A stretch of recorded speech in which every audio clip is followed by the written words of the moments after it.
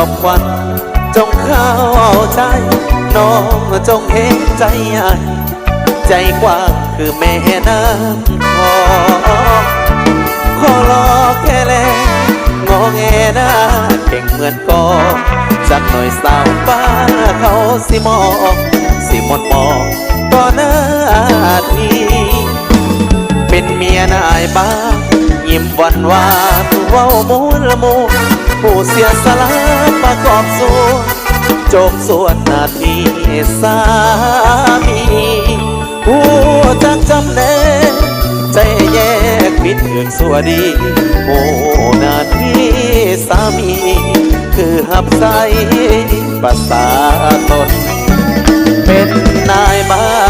นบางวันจนโหปันลงเลิกเมียคืนหาแก้ไขปัญหาความยากจนติดตามคดีเรื่องขี้ลักขโมยโจรเพื่อพ่อแม่ป้าสาสนต้องสู้อดทนเฮ็ดตามหน้าที่เป็นเมียนายบ้านจอมควันจงเข้าใจป้องกันกองปันสุมใหญ่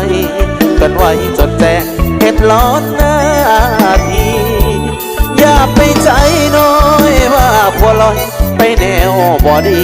หาดใหญ่หาดน้อยบ่เคยมีผัวทำหน้าที่บ่เคยนอกใจ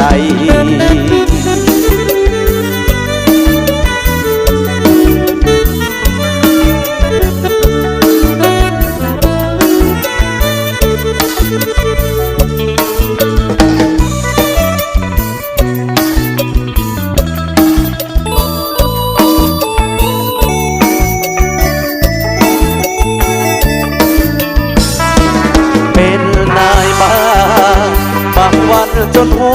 วปันลงเลิกเวียกคืนทางแก้ไขปัญหาความยากจนติดตามคดีเรื่องขี้ลักขโมยโจรเพื่อพ่อแม่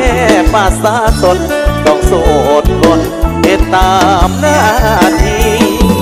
เป็นเมียนายบ้านจอมควันจงเข้าใจป้องกันกองปัสุมใหญ่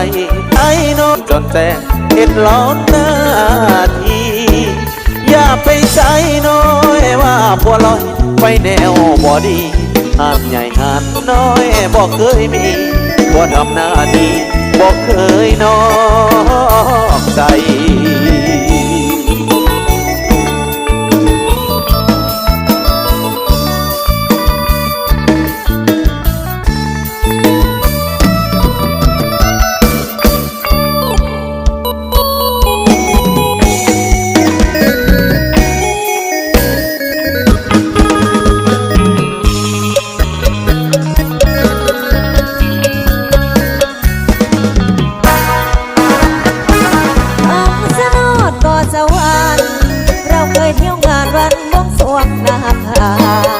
ผู้สิสุดโตยาสีปฐุมมาได้ตอนสนดที่ให้คำมั่นสัญญาวันนี้ลบหน้าไปจูจีกับใครวันนี้ลบหน้าไปจูจีกับใคร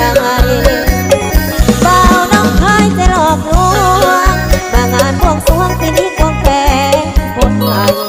ต้องยินซึ้งทุกแบบจะลืมหายใจพี่นาลาถูกไปบ่รับสายกดไลน์โอไปไลน์ก็เพราะก็จากแฟนกดไลน์โอไปไลน์ก็เพราะก็จากแฟน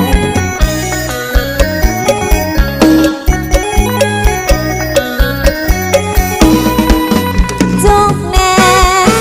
จุกแน่แขนจะลอยอยู่วางอกหรือตั้งต้องต้นอื่นสนดเขาเพียงขอกันหวานโยนหมดหักเขาแล้วบ่จบเราส่งลงมันตาย้ายลงบอกออกอาการชอบมันโดนมัดนอกเข้าไปกาสุดลงน้ำรักพังกาลา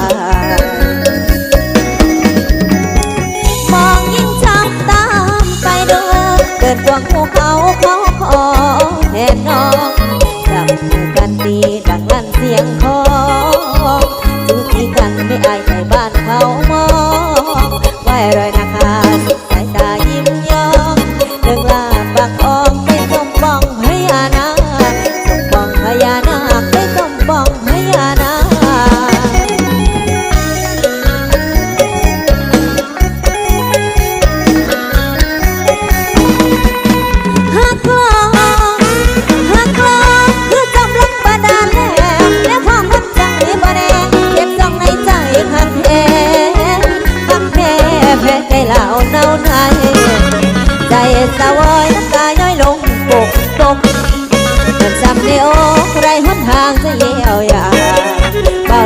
ายน้ำตัวใจขาดเกี่ยวกันได้เด้อ